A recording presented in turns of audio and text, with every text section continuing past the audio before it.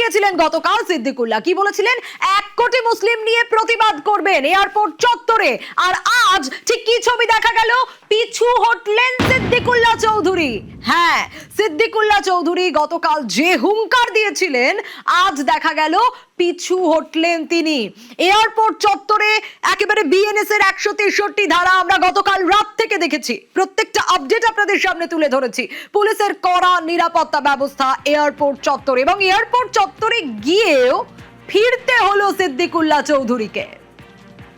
একেবারে রানওয়ে সংস্কারের জন্য যে সিদ্ধান্ত নেওয়া হয়েছিল মসজিদ সরানোর, কিন্তু পরবর্তী ক্ষেত্রে সিদ্দিকুল্লাহ চৌধুরী তিনি সাংবাদিক বৈঠক করে জানান যে কোনোভাবেই এয়ারপোর্টের থেকে যে কোনো রানওয়ের কারণে এয়ারপোর্টের সঙ্গে মসজিদ সরানো যাবে না, এবং যে কারণেই তিনি কিন্তু প্রতিবাদ কর্মসূচির ডাক দেয়। 1 কোটি কিন্তু মুসলিম সম্প্রদায়ের মানুষ তারা রাস্তায় নামবে, প্রতিবাদ করবে, এমনটা বলেছিল। কিন্তু পরবর্তী ক্ষেত্রে হুঙ্কার দিলেও দেখা গেল কার্যত তাকে পিছু হটতে হলো। তার কারণ 163 ধারা ইতিমধ্যেই লাগু করা হয়েছে বিধাননগর পুলিশের পক্ষ থেকে।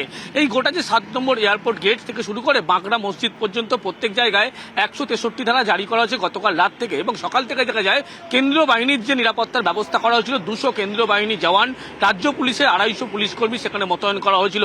ডিসি পদমর্যাদা আধিকারিক তারা কিন্তু নিরাপত্তার দায়িত্বে ছিল, এবং সকাল থেকেই পুলিশি টহলদারি, রুট মার্চ প্রত্যেকটি বিষয় লক্ষ্য করা যায়। কিন্তু এই হুঙ্কার দিয়েছিল সিদ্দিকুল্লাহ চৌধুরী যে কোনোভাবে মসজিদ সরানো যাবে না, প্রতিবাদ কর্মসূচি, 1 কোটি লোক রাস্তায় নামবে, বিভিন্ন হুঙ্কার দিলেও দেখা গেল কার্যত আছে। কিন্তু সেই হুঙ্কার থেকে তিনি পিছু হটলেন, চাপে পড়ে পিছু হটলেন, এবং শেষমেশ দেখা গেল তিনি যখন বাঁকড়ার যে বাড়ি সেখান থেকে বেরোলেন, কার্যত পুলিশের পক্ষ থেকে বলা হলো কোনোভাবে বাঁকড়া মসজিদে নামাজ পড়তে পারবে না। যে নিয়ম আছে, যার এলাকায় যার মসজিদ রয়েছে, যেখানে বাড়ি সেখানে নামাজ পড়তে পারবে, পাশের মসজিদে নামাজ পড়তে পারবে, কিন্তু বাঁকড়া মসজিদের কাছে 163 ধারা লাগু করা আছে, কোনোভাবে তারা নামাজ পড়তে পারবে না।